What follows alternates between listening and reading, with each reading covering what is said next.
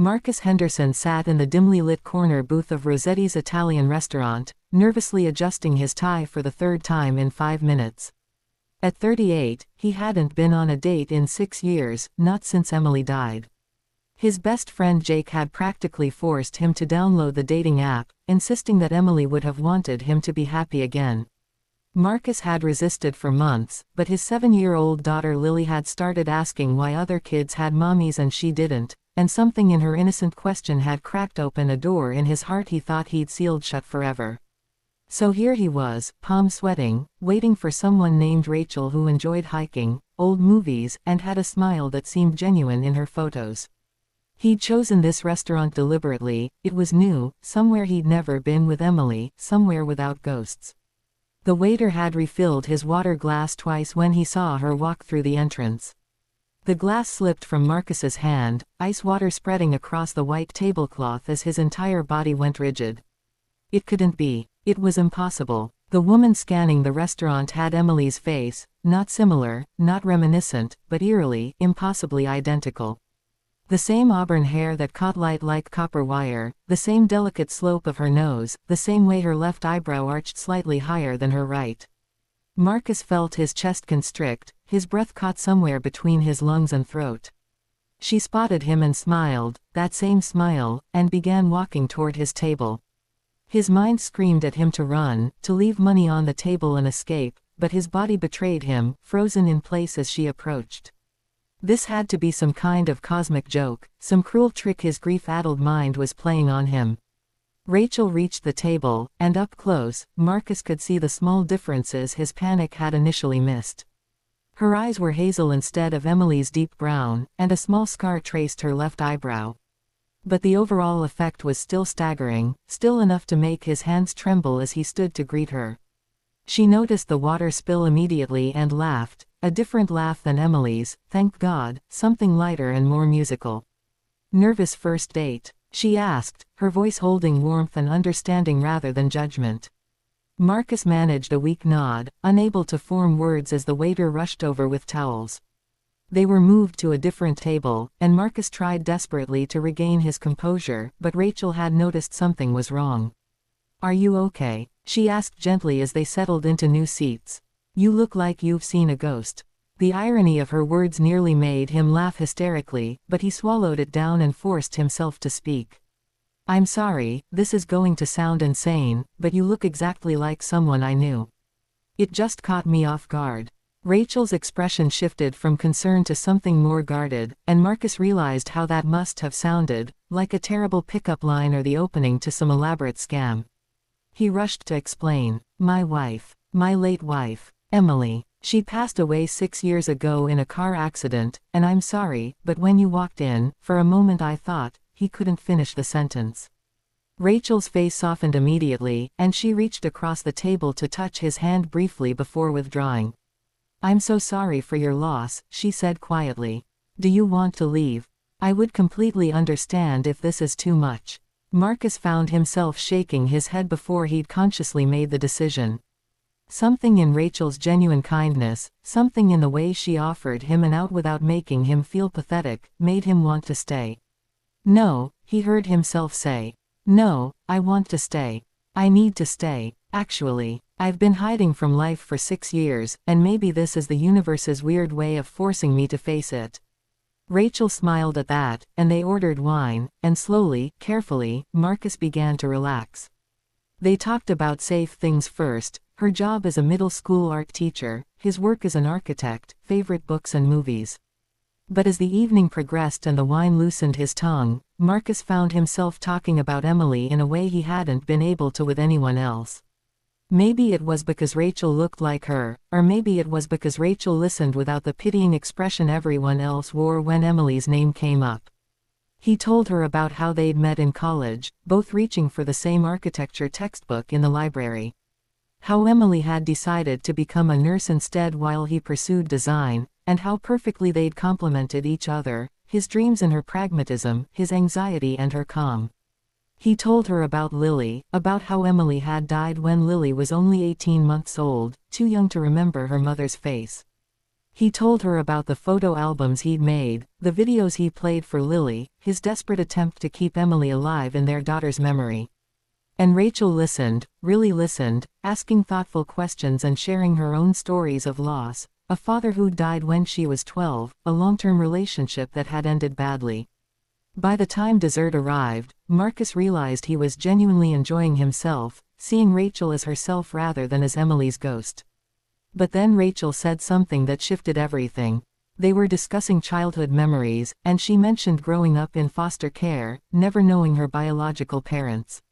"I was left at a hospital when I was 3 days old," she said matter-of-factly, as if she'd made peace with it long ago.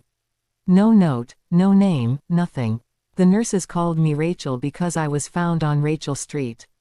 I've made my peace with it, mostly, but sometimes I wonder about the story I'll never know. Who I might look like, whether I have siblings somewhere." Marcus's wine glass stopped halfway to his lips.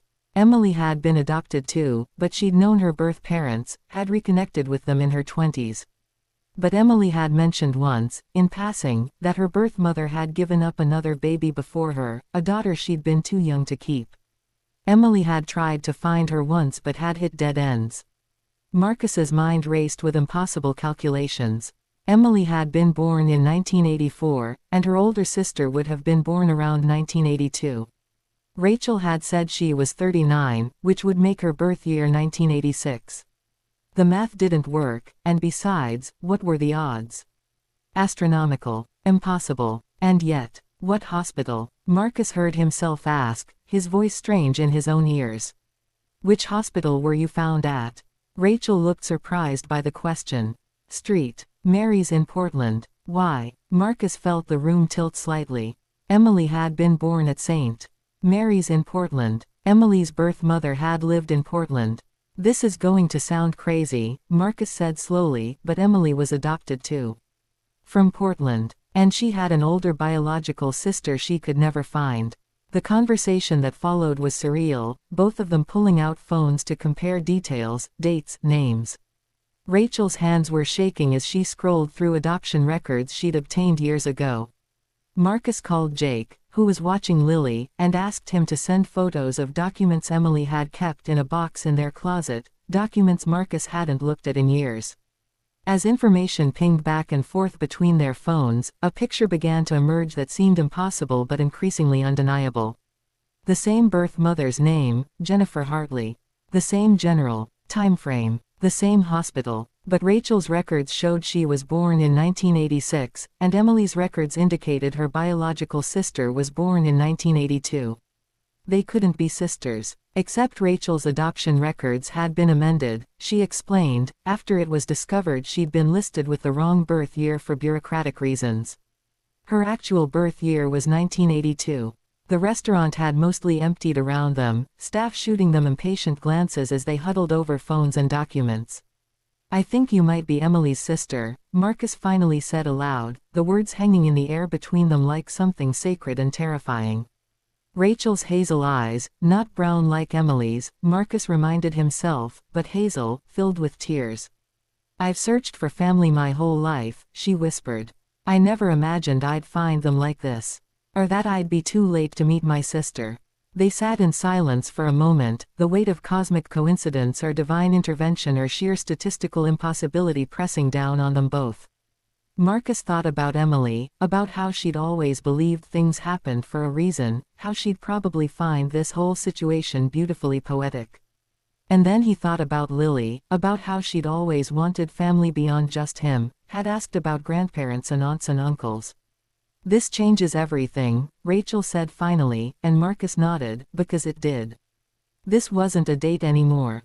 This wasn't even about him moving on or finding love again. This was about family, about connection, about the sister Emily had always wanted to find now sitting across from him in a restaurant, 6 years too late to meet her but not too late to know her niece.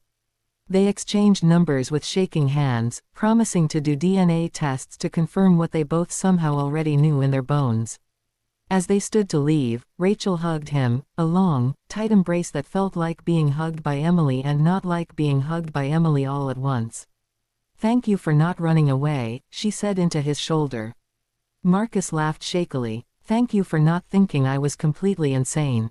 As he drove home that night, his mind spinning with everything that had happened, Marcus couldn't help but feel like Emily had somehow orchestrated this from wherever she was now, finally connecting her sister with her family. If you're as amazed by this incredible twist of fate as we are, hit that subscribe button now. You won't believe what happens when Marcus introduces Rachel to Lily. The emotional reunion will bring you to tears. Chapter 2 reveals secrets, healing, and a love story no one saw coming. Don't miss it. Subscribe and turn on notifications.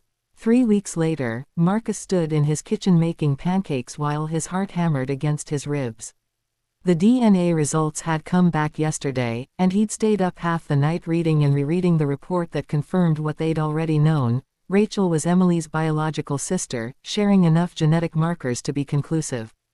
Today was the day Rachel would meet Lily for the first time, and Marcus had barely slept, running through every possible scenario in his mind. How did you explain to a 7-year-old that the woman coming to breakfast looked like the mommy in her photos but wasn't her mommy? How did you introduce an aunt she never knew existed without overwhelming her fragile understanding of family and loss?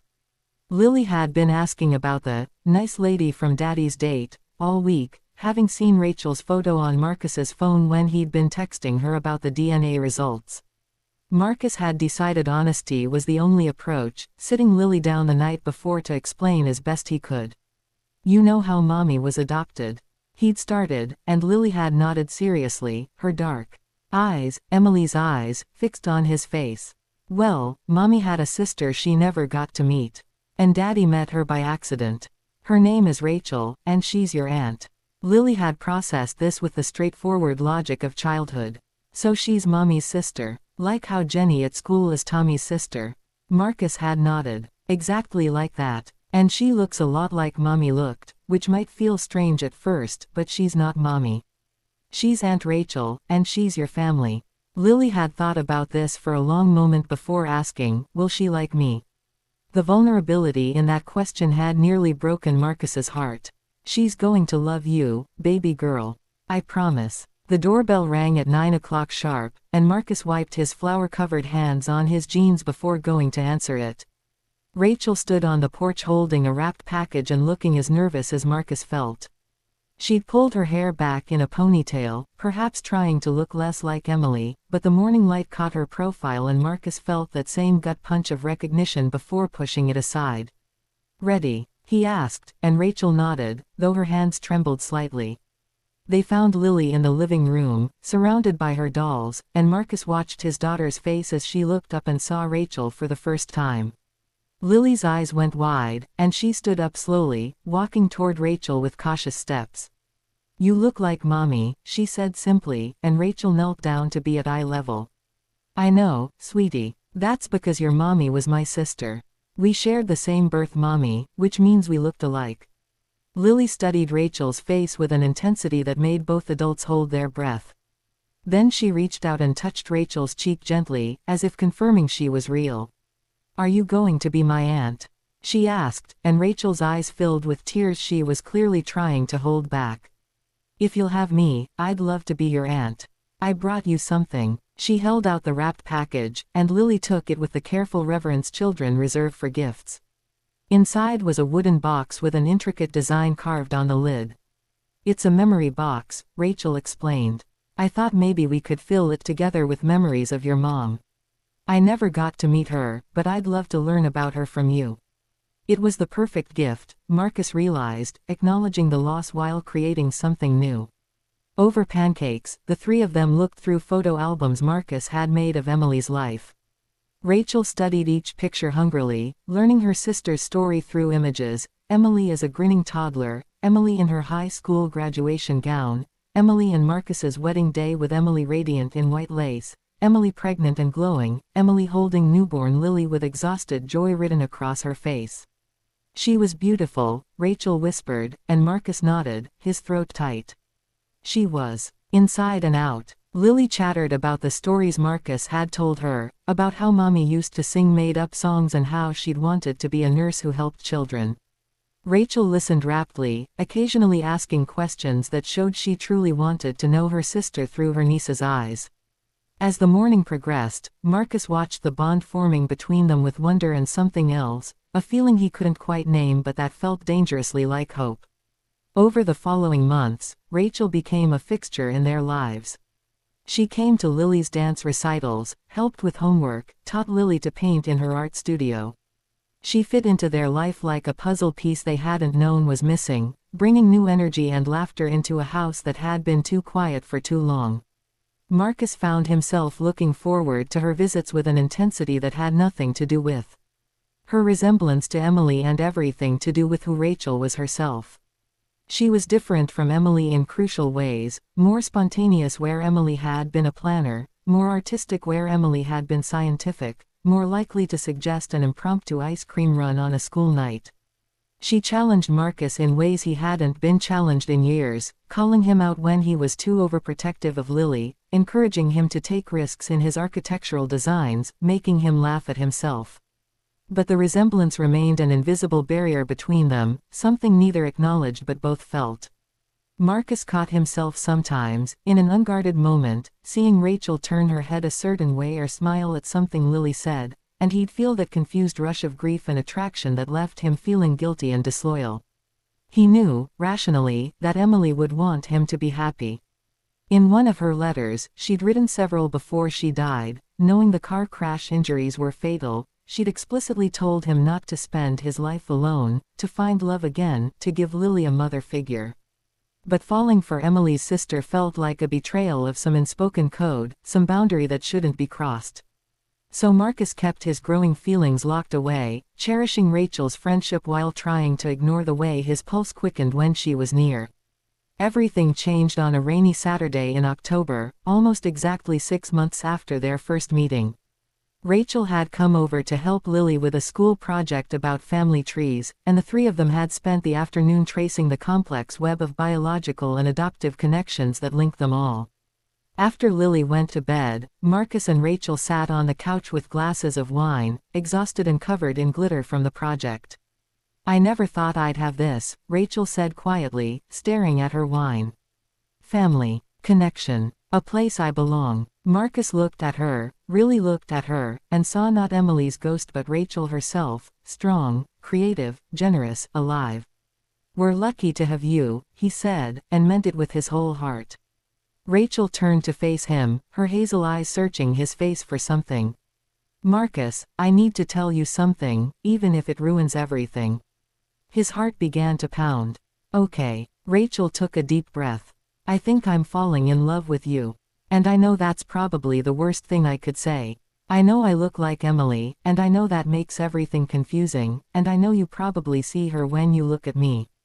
But I needed to be honest because I can't keep pretending I just want to be friends. If you can't feel the same way, I understand. I'll still be in Lily's life, I promise, but I needed you to know." The words hung in the air between them, brave and vulnerable and terrifying.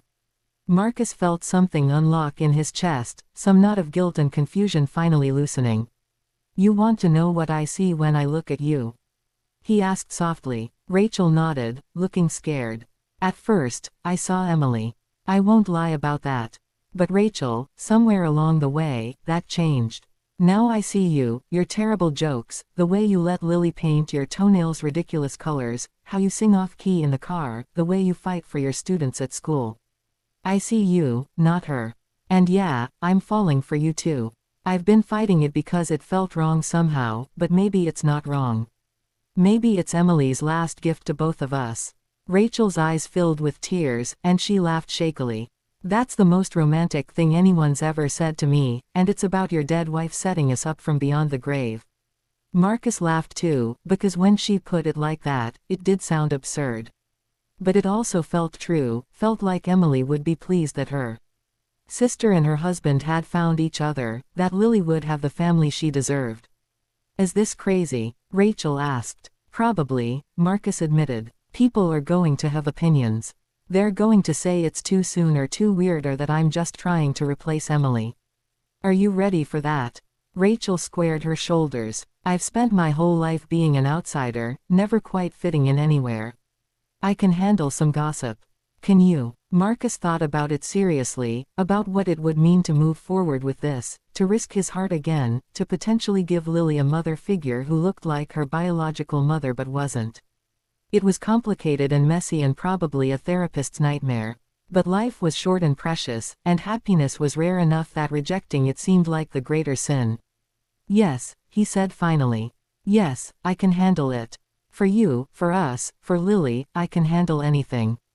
Rachel kissed him then, tentatively at first and then with growing confidence, and Marcus kissed her back, tasting wine and tears and the promise of something new. It wasn't the same as kissing Emily, nothing could be, but it was its own kind of perfect, its own kind of magic. They took things slowly after that, not wanting to confuse Lily or rush into something neither was ready for. They had family dinners and movie nights, went on proper dates when Jake could watch Lily, spent hours talking about their hopes and fears and the strange journey that had brought them together. Marcus introduced Rachel to Emily's adoptive parents, who were shocked by the resemblance but quickly embraced Rachel as the daughter they'd never gotten to meet.